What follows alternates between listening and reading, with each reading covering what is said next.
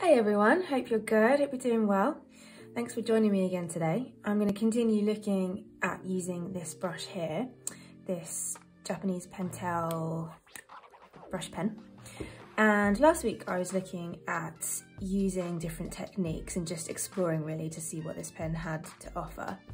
I was looking at dry brush techniques and different line weights, trying to drag and pull and see how that would turn out with this pen, repeating dots and dashes to create textures, all in a hope that it would give me some ideas for when I do mountains.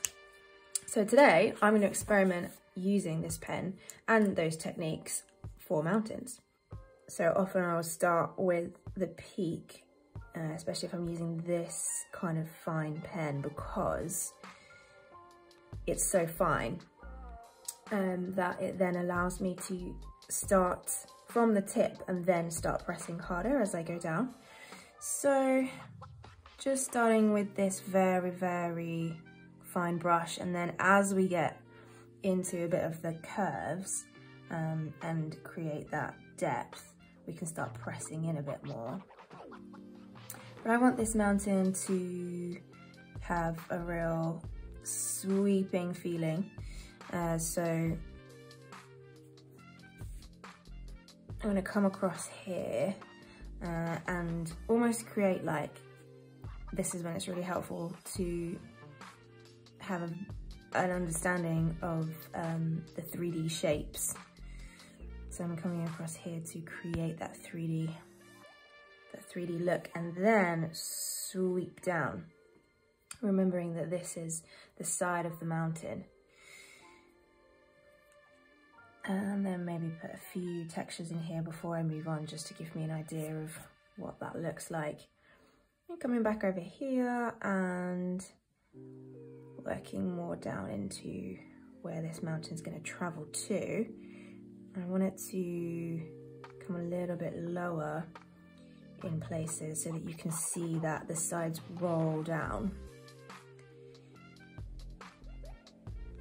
And I should mention that drawing like proper rocky mountains or snowy mountains, very different to drawing hills. I was in the Lake District last week and I realised how different it was, and like that hilly, rolling hill English countryside is very different, and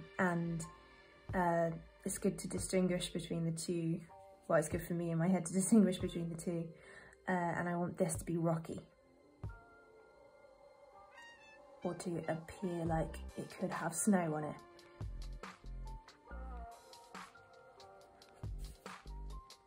Okay.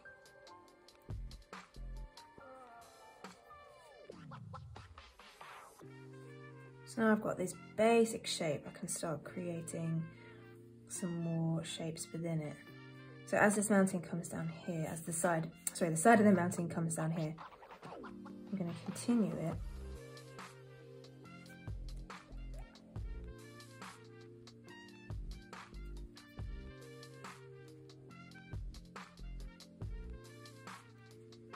Using this kind of random speckled effect, because when the mountains are so far away, it has that kind of grainy look where the rock is coming through.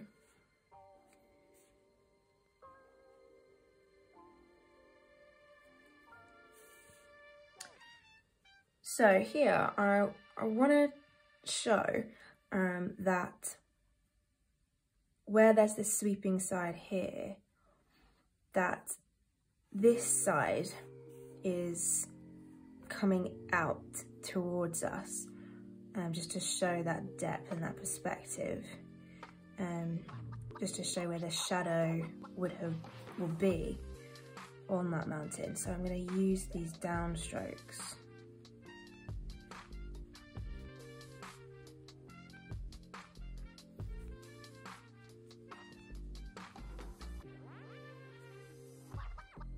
And the faster I move, the drier it gets. As I said before, it's because the ink doesn't have time to replace. in the pen.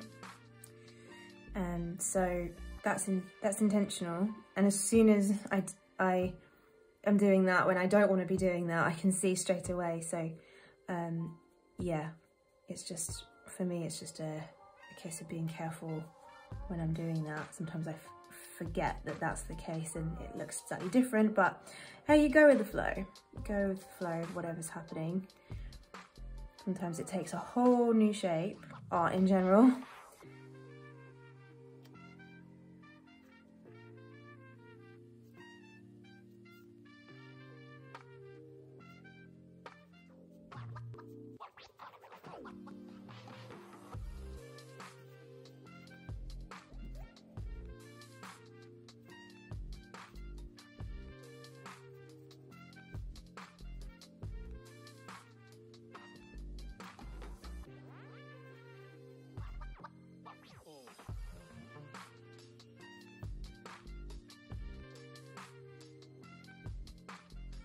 So here, where the shadow is going to be much more obvious and striking, so just to give it that depth all over again and keep adding the layers of that depth, I'm going to darken this as a whole block.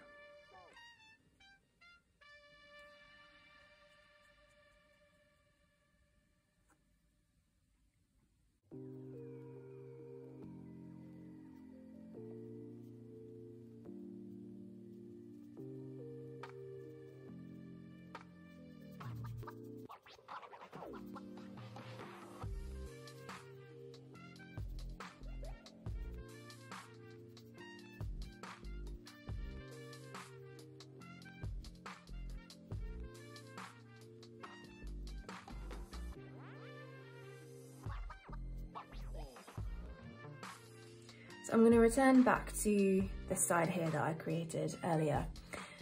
And I think I'm going to use the dry brush technique. So just flipping back over here. So creating this technique here. So I think what it does is it gives it a texture at the same time as not being too heavy. So you can see that as as looking at this as a 3D shape, that this bit's on the side and the light's hitting it. So I'm going to very carefully see how this goes. Quite often this is the crunch point and it could go completely wrong, and you can't undo it, so you have to be super careful, and you could end up doing the whole thing again, and that's fine. But yeah, let's see how it goes.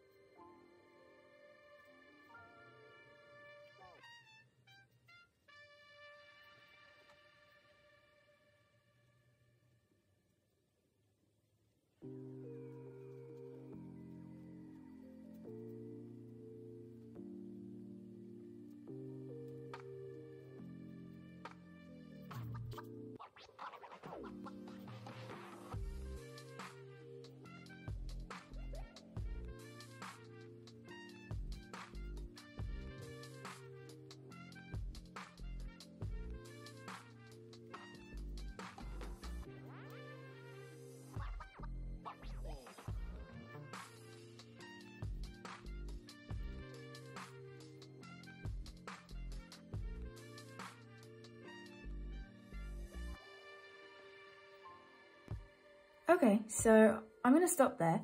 I think it was a great first experiment with this brush for this kind of mountain. I like some bits of it and I don't like other bits of it.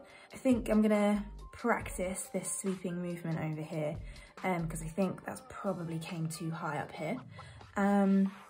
Yeah, I really like the sides of these bits here, and the depth of the darkness over there.